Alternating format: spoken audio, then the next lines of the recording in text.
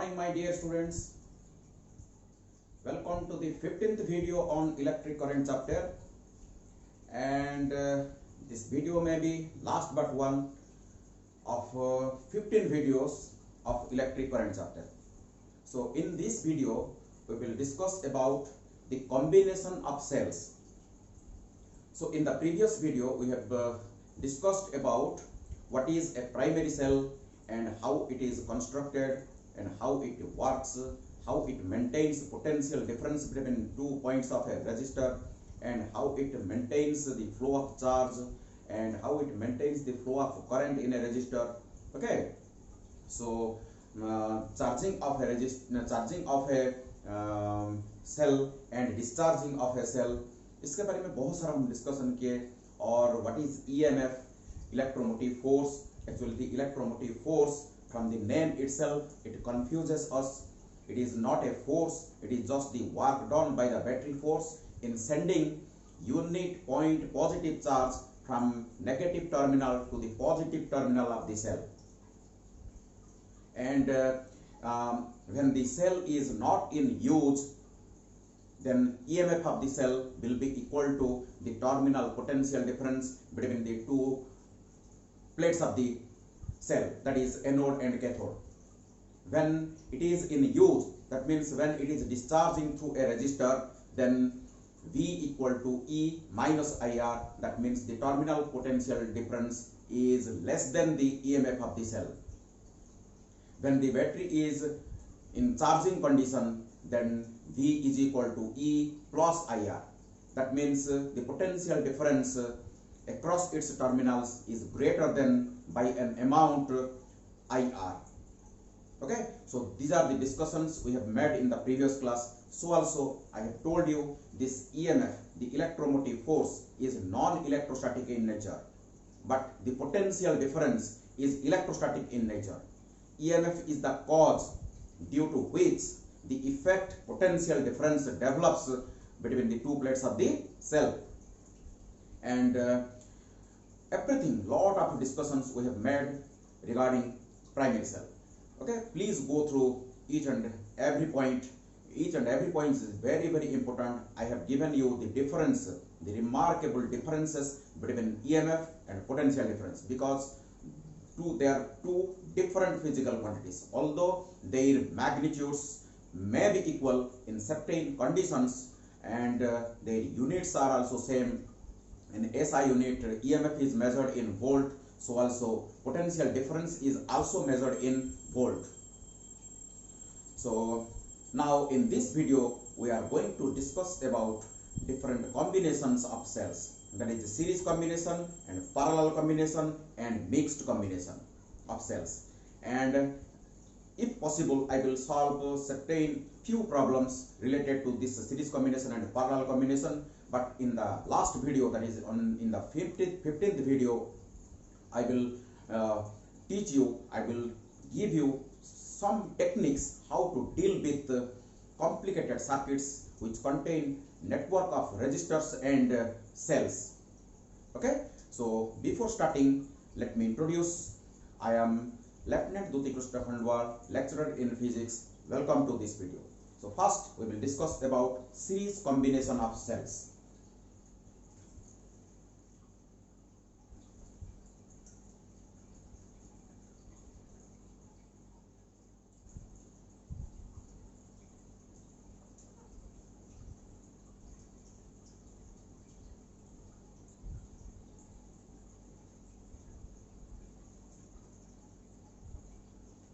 And okay, let me finish this series combination. After that we will go to parallel combination of cells.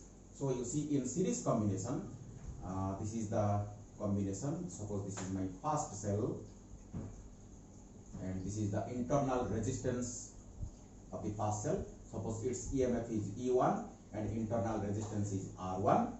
This is my first cell, and it is connected to another cell, suppose of EMF E2 and internal resistance R2. So internal resistance के बारे में भी हम बहुत discussion किए in the previous video. Please go through that video. and you see in this connection is said to be series connection if the negative terminal, you see this is positive terminal, this is negative terminal, this is positive and this is negative. That means negative terminal of the first cell is connected with the positive terminal of the second, and negative terminal of the second cell is connected to the positive terminal of the third, and so on. Such type of combination is called your series combination, in which the first plate of the first cell and last, that means the positive terminal of the first cell and negative terminal of the last cell are left free, across which an external resistance is connected. Okay, I will show you, I will derive the formula for two cells, and we will generalize this formula for n number of cells, for any number of cells. Okay, so suppose this is my first terminal and this is my last terminal. Let it be P and this be N. Okay, it can be named A and B also. So let it be A and let this be B, across which we are going to connect an external resistance, whose resistance is suppose R.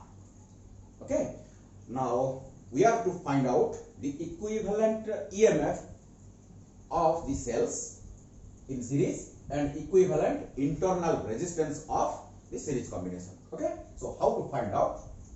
So हम क्या करेंगे? Applying Kirchhoff's loop rule. Kirchhoff's loop rule, इसको please देखना, मेरा Kirchhoff's जो law, Kirchhoff's junction rule, Kirchhoff's loop rule, दोनों को मैं बहुत एक्सप्लेन किया मेरा प्रीवियस वीडियो में, इसीलिए मैं आपको बता रहा हूं कोई भी चैप्टर हो एक एक करके सभी वीडियो को देखते जाओ, तब जाके आपका जो कॉन्सेप्ट क्लियर हो जाएगा और समझना आसान हो जाएगा. So applying Kirchhoff's loop rule to the loop, we get, देखो हम क्या करेंगे, ए से निकलेंगे. Suppose current is flowing in this direction, suppose I current flows, you see in this direction, I also flows in this direction. As there is only one way available, you see, in series combination, I is constant.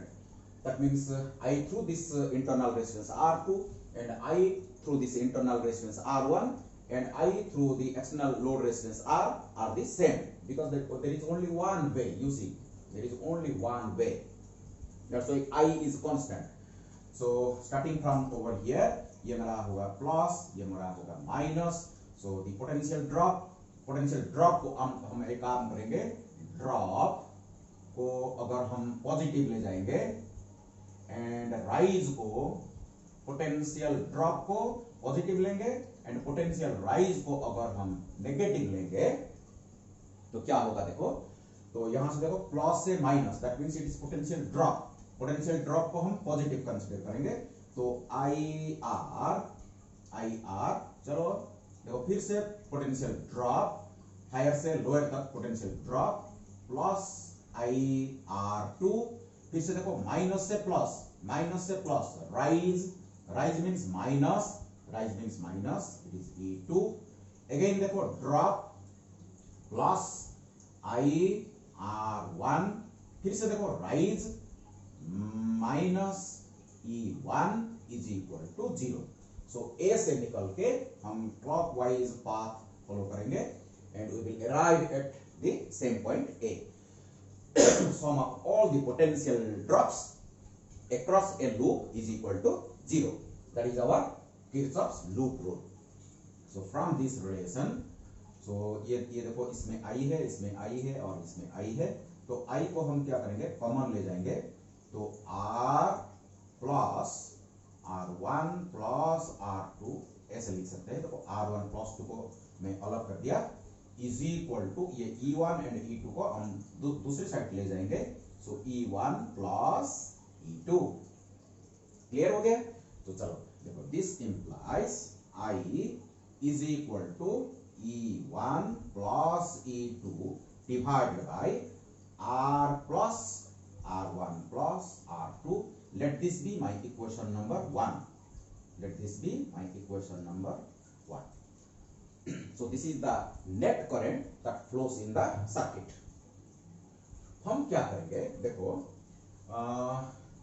इधर करते हैं, ये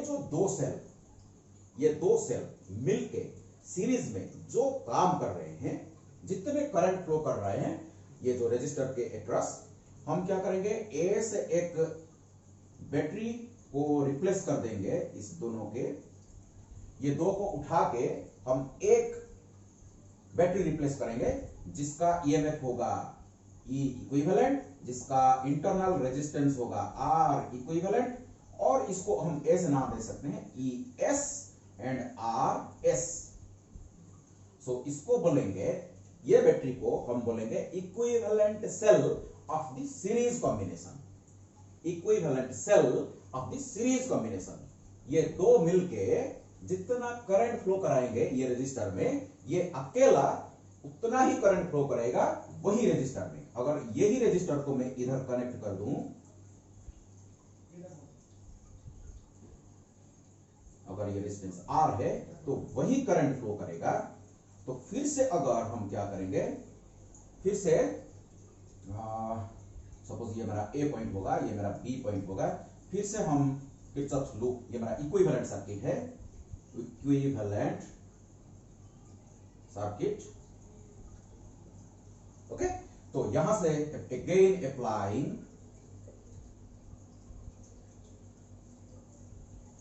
Kirchhoff's loop rule, we get, देखो यहां से निकलेंगे फिर यहां पहुंचेंगे, तो आई आर पोटेंशियल ड्रॉप, फिर से I R S, I small R S, this is my equivalent internal resistance, minus ES, that means it is rise, is equal to 0.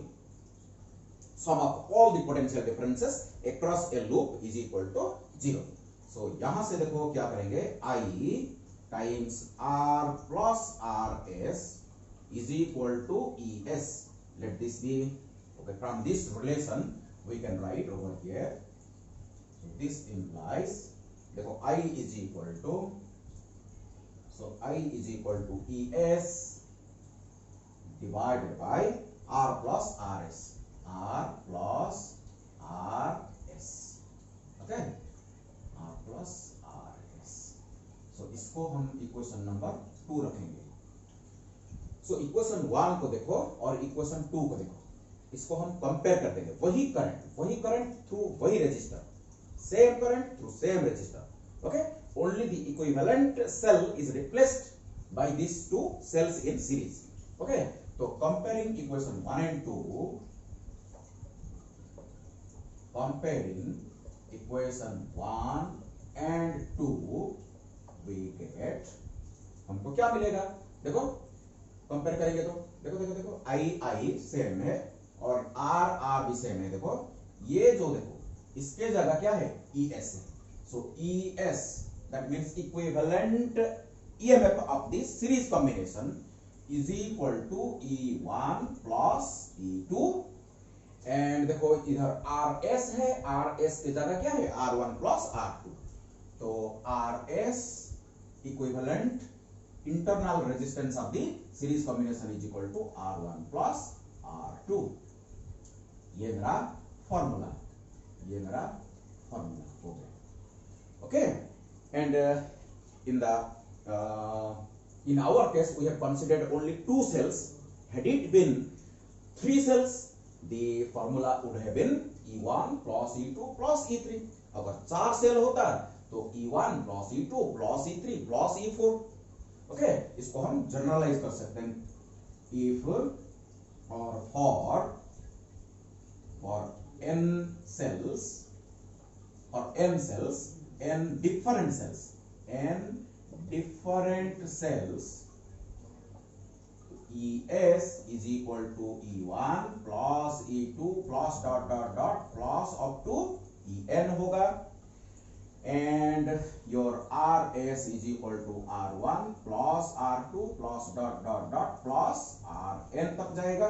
इसको हम ऐसे लिख सकते हैं, summation I is equal to 1 to n ई आई ऐसे लिख सकते हैं, E S is equal to and R S is equal to summation I is equal to 1 to n R I, ऐसे लिख सकते हैं।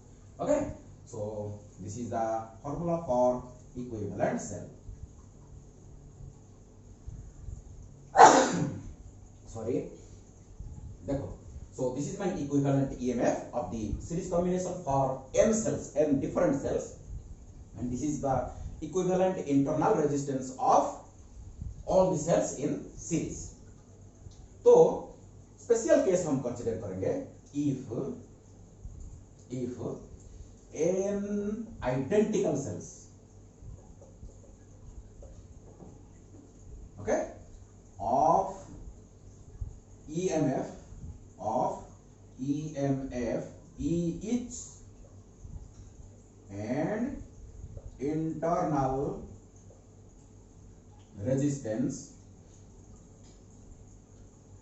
R each, then क्या होगा बताओ? अगर आइडेंटिकल सेल्स होंगे, आइडेंटिकल सेल होंगे तो ES is equal to E plus E plus E plus E n times, तो क्या हो जाएगा? n E हो जाएगा।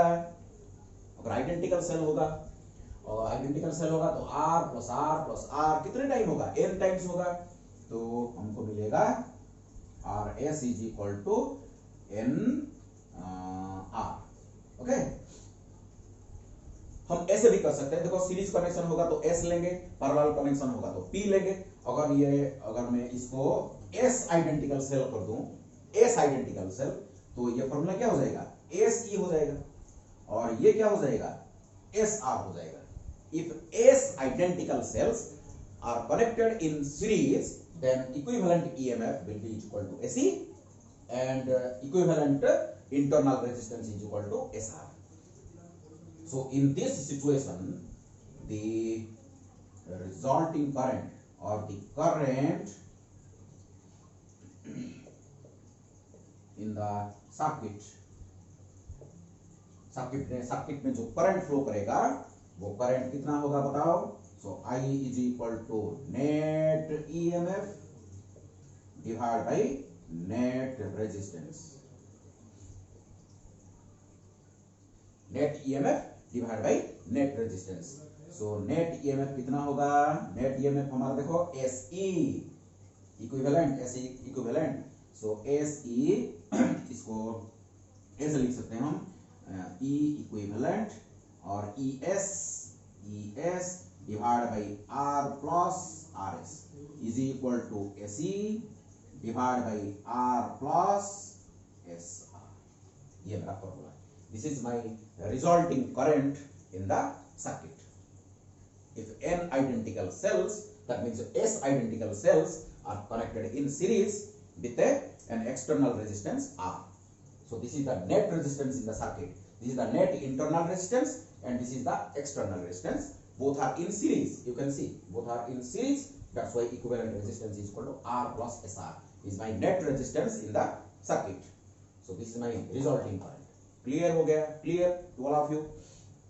देखो हम दो स्पेशल केसेस कंसीडर करेंगे, इधर दो केस कंसीडर करेंगे।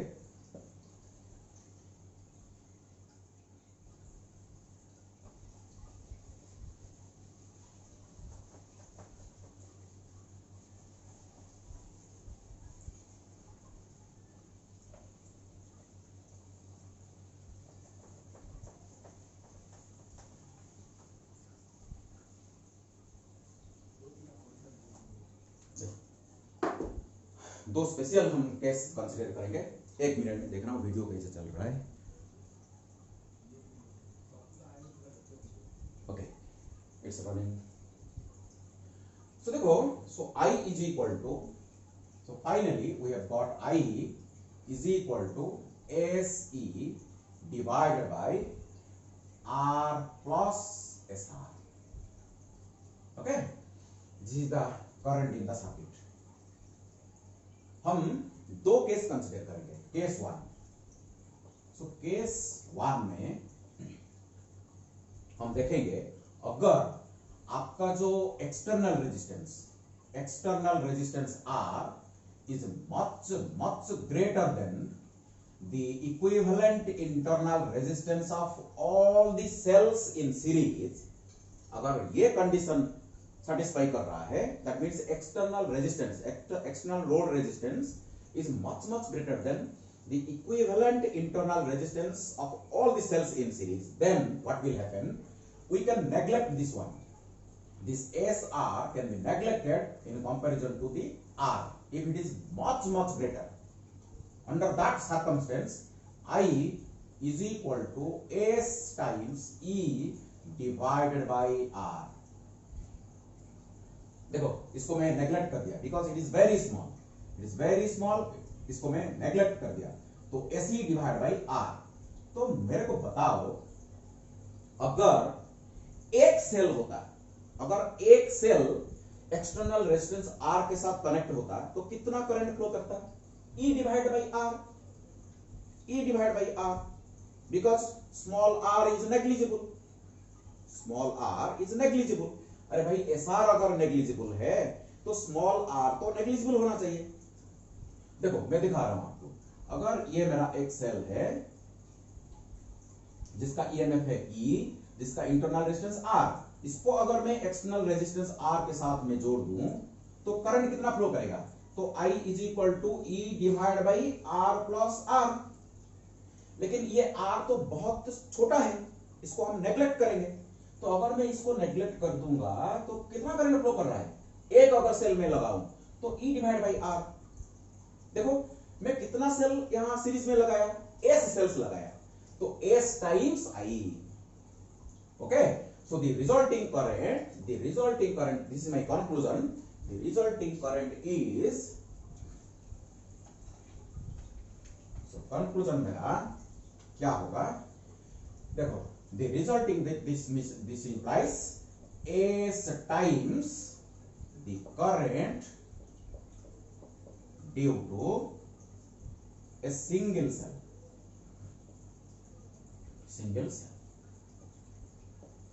Okay, that means ये जो केस है हम प्रिफर करेंगे, ये जो सीरीज कॉम्बिनेशन को कब प्रिफर किया जाता है? अगर external resistance is much greater than the equivalent internal resistance of all the cells in series, then it is preferred because the current in the circuit is S times. जितना cell connect करोगे उतना current ज्यादा होगा.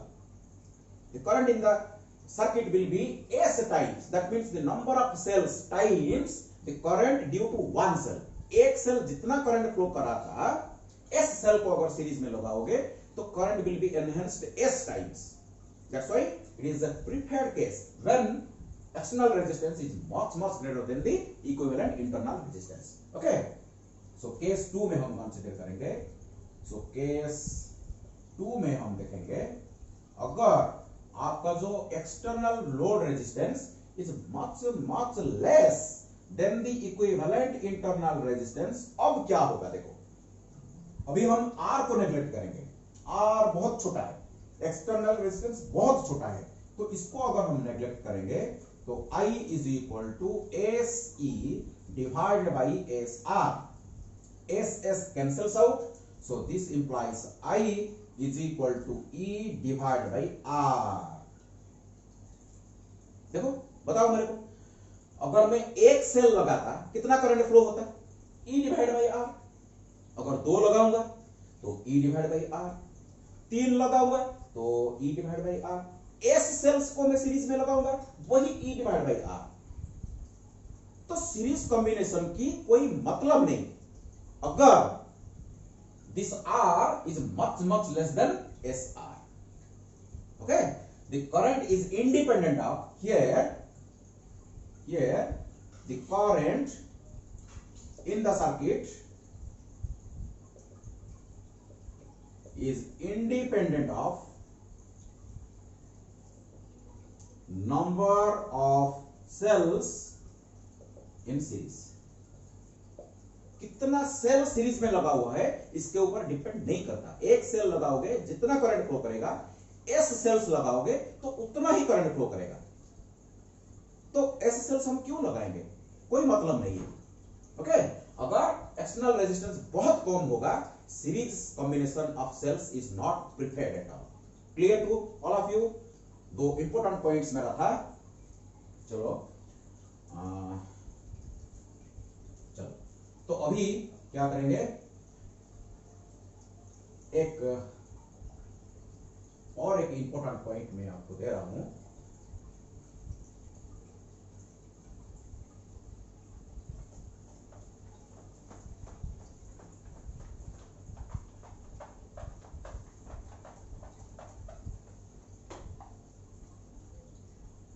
So important note,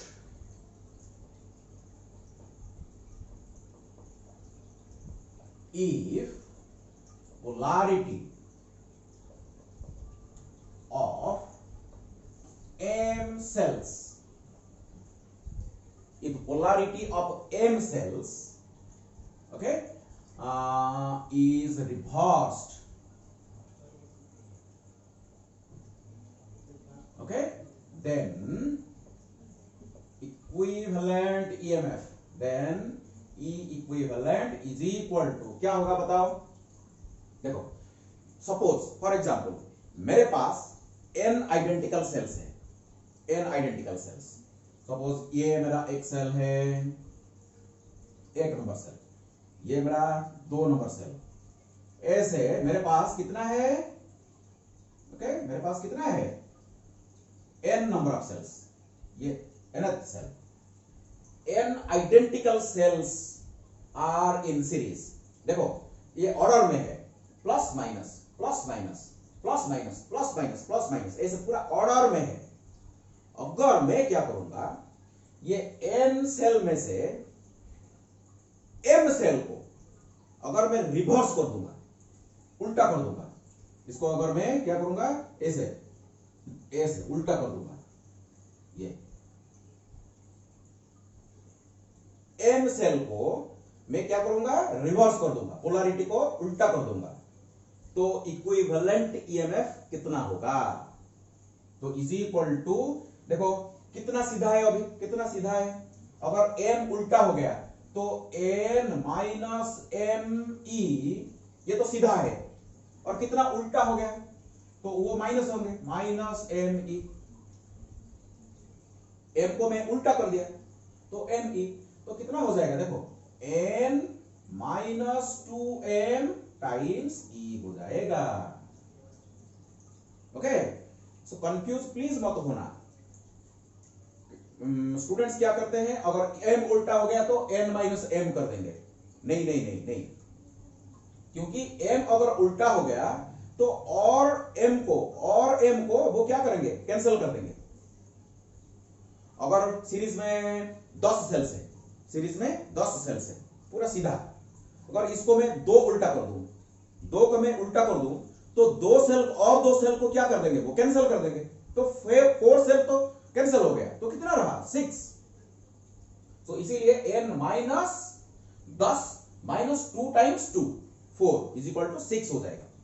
clear all of you? Okay, ये very very important point था। लेकिन जो equivalent resistance वो एन आर ही होगा। आप उल्टा करो, सीधा करो, रेजिस्टेंस को इस तरफ कर दो, उस तरफ कर दो, कोई प्रॉब्लम नहीं, कोई प्रॉब्लम नहीं। R equivalent will be equal to n R again.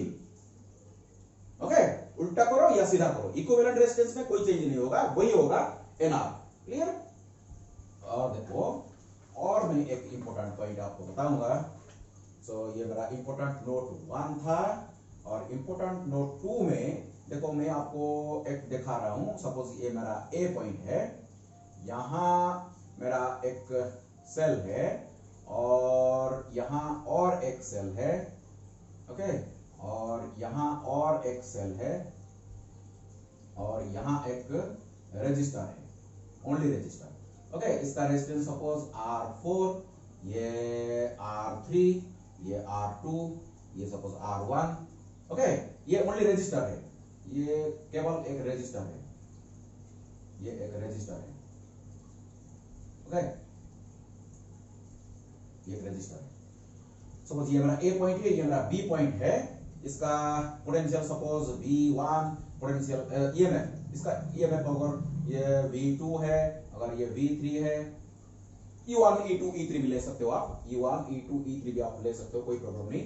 So R1 R2 suppose ये प्लस माइनस, इसमें से मैं क्या करूंगा, सपोज एक को उल्टा कर दूंगा, एक को देखो उल्टा कर दूंगा। अब अगर इसको मैं उल्टा कर दूंगा, इसको देखो ये बड़ा कर दूंगा, इसको छोटा कर दूंगा, ये माइनस हो जाएगा, ये प्लस हो जाएगा। ओके, उल्टा सीधा आपके हिसाब से करो। लेकिन मैं क्या बताने जा रहा हूं, इसको मैं क्या कर सकता हूं, देखो ये मेरा माइनस होगा, ये प्लस होगा, ये माइनस होगा, कुछ भी। देखो ये क्या करेंगे अभी, ये R1 R2 R3 R4 ये पूरा को मैं एक साइड कर सकता हूं। देखो ये पूरा एक साइड में कर सकता हूं, एक रजिस्टर को मैं रिप्लेस कर सकता हूं, और यहां एक बैटरी में तैयार कर सकता हूं, ये प्लस माइनस। ओके, ये मेरा A, ये मेरा प्लस माइनस, ये मेरा B। तो यहां जो R इफेक्टिव और R इक्विवेलेंट, ये मेरा V इफेक्टिव, इसको लिख सकता हूं V इफेक्टिव। कैसे लिख सकता हूं, तो बताओ R इफेक्टिव और R इक्विवेलेंट कितना होगा, R1 plus R2 plus R3 plus R4 होगा। एक साइड कर दिया, कोई प्रॉब्लम नहीं। लेकिन ये जो सेल्स देखो, ये V1 है, so V effective is equal to V1, ये देखो उल्टा है तो माइनस V2, ये सीधा है प्लस V3, ऐसे। सो जितने भी आपका जो रेजिस्टेंस है आप एक तरफ कर सकते हो, इंटरनल रेजिस्टेंस हो या एक्सटर्नल रेजिस्टेंस हो, इसको आप एक तरफ कर सकते हो, और जितने भी सेल्स एक तरफ कर सकते हो। ओके, सो ऐसे क्लियर। ये मेरा बहुत, जब हम न्यूमेरिकल प्रॉब्लम्स हम सॉल्व करेंगे ये बहुत काम आएगा। चलो इसको मिटाते हैं। So this is all about your series combination.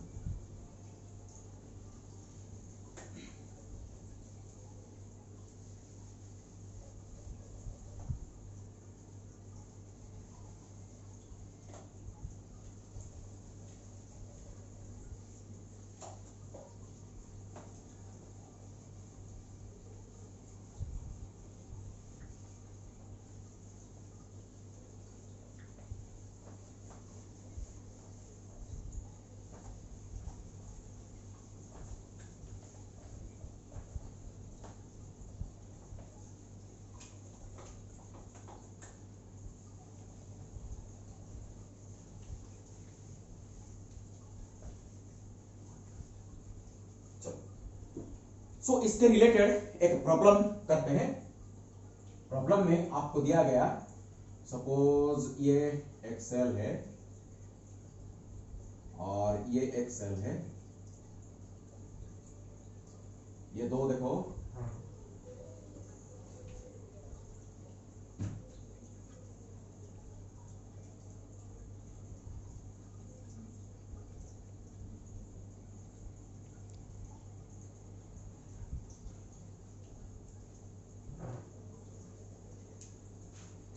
आपको n सेल्स दिया गया, n cells. So n identical cells of EMF 6 volt each connected to external resistance of 5 ohm, okay, carry a current of 10 ohm। Okay, ये my first situation. देखो n identical sales, इसको मत देखो, मैं आपको बता रहा हूं n आइडेंटिकल सेल्स एक का EMF 6 वोल्ट। ओके, इसका जो इंटरनल रेजिस्टेंस को हम नेग्लेक्ट करेंगे, is connected to external resistance 5 ohm, तब जाके 10 एम्पियर का, सॉरी ये 10 एम्पियर का करंट फ्लो कर रहा है सर्किट में, पूरा सीधा है, सब सीधा है। Okay, equal plus minus, n cells are aligned properly. Okay, तब जाके 5 ओम रेजिस्टर में 10 एम्पियर का करंट फ्लो कर रहा है। अभी मैं क्या करूंगा सेकंड सिचुएशन में, if one cell is reversed, one cell is reversed, then the current through same resistor is 6.45 ampere. Then find आपको नंबर ऑफ सेल्स कितना निकालना है और इक्विवेलेंट इंटरनल रेजिस्टेंस निकालना है। ये क्वेश्चन है, एक का जो इंटरनल रेजिस्टेंस आपको निकालना है। इंटरनल रेजिस्टेंस है, अभी पूछ रहा है ये कितना इंटरनल रेजिस्टेंस इसका पूछ रहा है क्वेश्चन में। Clear?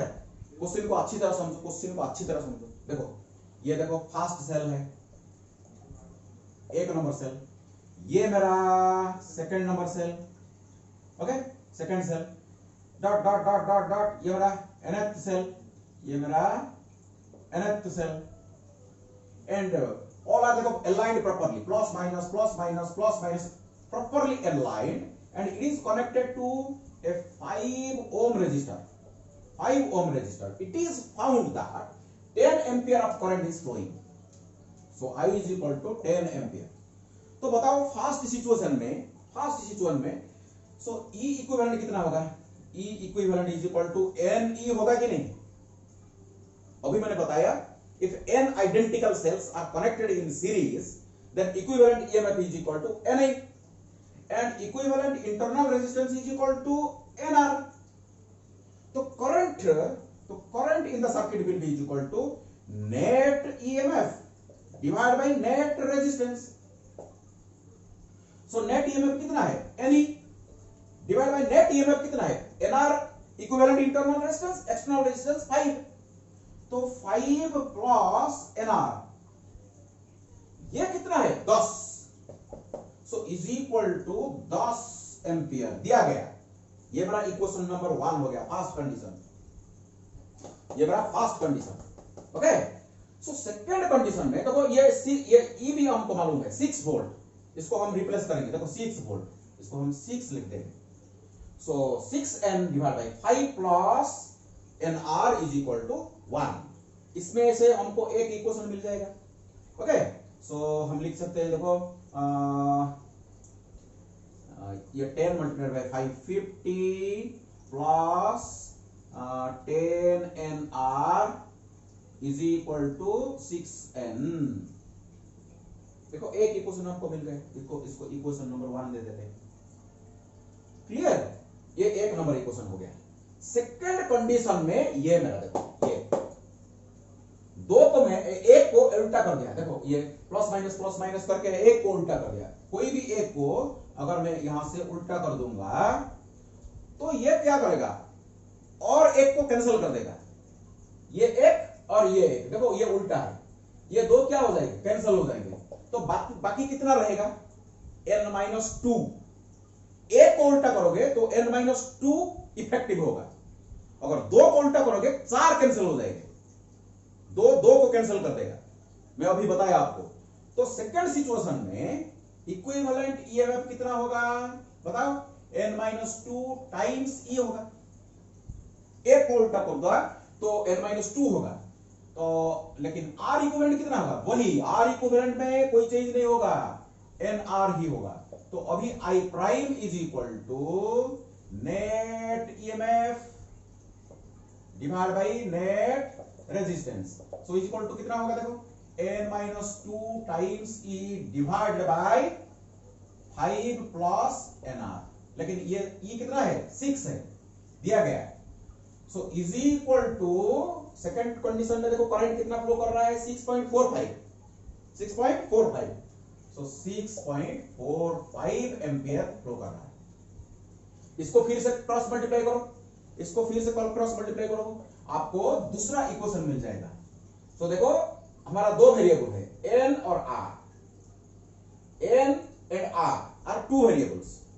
n and r are two variables, so we can solve these two equations to find out n and r, and you will find n is equal to 10 and r is equal to 0.1 ohm. इसको please आप calculation करो, अगर आप solve करोगे तो n मिल जाएगा, r भी आपको मिल जाएगा। Clear all of you? देखता हूं मैं वीडियो कितना लंबा हो रहा है।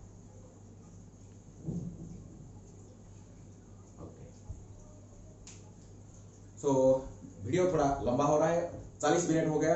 अगर मैं पैरेलल कॉम्बिनेशन अभी मैं आपको कराऊंगा तो और 40 मिनट हो जाएगा, तो बहुत लंबा हो जाएगा।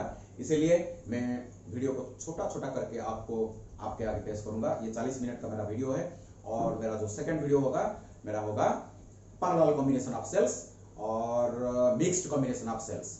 ओके, सो हो सकता है मेरा 16th वीडियो भी आ सकता है ऑन इलेक्ट्रिक करंट। चलो कोई बात नहीं, एक एक वीडियो को हम अच्छी तरह पढ़ेंगे, समझेंगे। ओके, कोई डाउट है तो फिर से मेरे को आज कमेंट्स में लिखो, मैं आज इसको अपलोड कर दूंगा, कल इसको देखना, और जो डाउट है इसको कमेंट करो तो मैं नेक्स्ट वीडियो में आपको आंसर करूंगा। Thank you all, God bless you.